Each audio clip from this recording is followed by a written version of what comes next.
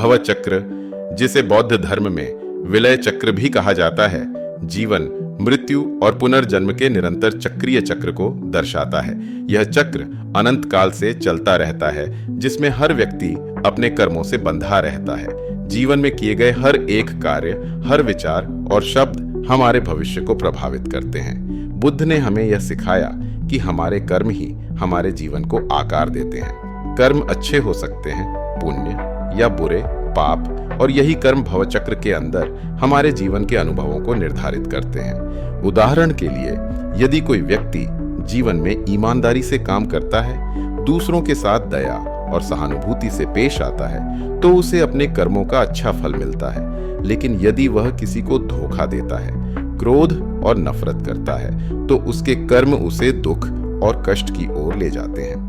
बुद्ध ने यह भी समझाया कि पुनर्जन्म का विचार इस सिद्धांत पर आधारित है कि हर एक व्यक्ति के कर्मों का फल अगले जन्म में मिलता है।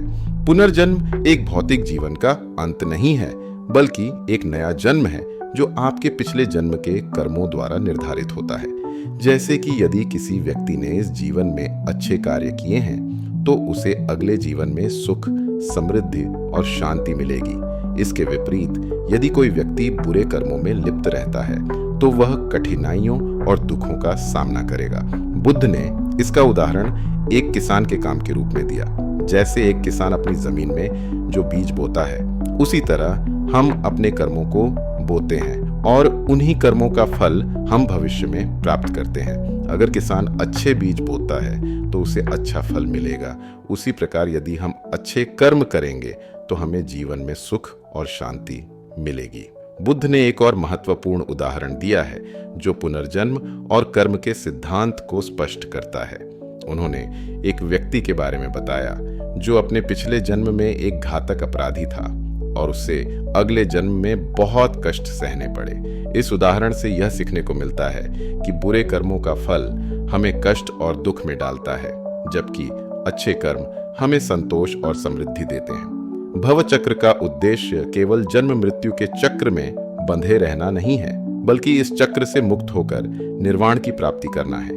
निर्वाण वह अवस्था है जहां हम जन्म, मृत्यु और पुनर्जन्म के चक्रीय संकट से मुक्त हो जाते हैं। यह केवल आत्म साक्षात्कार और शुद्धता के मार्ग से संभव है। ध्यान और साधना के माध्यम से हम अपने अंदर की इच्छाओं और भावनाओं को नियंत्रित कर सकते हैं, जिससे हमारे कर्म अच्छे होते हैं और हम भवचक्र से बाहर निकल सकते हैं। बुद्ध ने यह सिखाया कि जीवन के हर पल में सजग रहना, अपने मन और शरीर को संतुलित रखना आवश्यक है। जब हम अपने जीवन में शांति और संतुलन पाते हैं, तो हम भवचक्र के दुष्चक्र से बाहर निकल सकते हैं और वास्तविक मुक्ति की ओर अग्रसर हो सकते हैं। एक और उदाहरण के रूप में बुद्ध ने बताया कि एक व्यक्ति अगर अपने कर्मों के फल को समझे और तामसिक, राजसिक और सात्विक गुणों को जीवन में अपनाए, तो वह भवचक्र से मुक्ति प्राप्त कर सकता है। बुद्ध ने यह भी बताया कि जैसे ही हम अपनी इच्छाओं और क्रोध पर नियंत्रण पाते हैं, हमारा मन शुद्ध होता है और हम अपने आप को और दूसरों को क्षमा करने की शक्ति प्राप्त करते हैं। इस प्रकार हमें अपने कर्मों को सही दिशा में मोड़ने की आवश्यकता है, ताकि हम अपने जीवन को सकारात्मक तरीके से जी सकें और भवचक्र से बाहर निकलकर निर्वाण की प्राप्ति कर सकें। यह सिद्धांत जीवन को समझने का एक गहरा और शक्तिशाली तरीका है, जो यह बताता है कि हमारे वर्तमान और भविष्य का निर्धारण हमारे कर्मों पर निर्भर करता है। अगर हम बुद्ध के उपदेशों का पालन करते हैं, तो हम अपने जीवन को शांत, संतुलित और जागरूक बना सकते हैं और इस प्रकार भवचक्र से मुक्ति पा सकते हैं।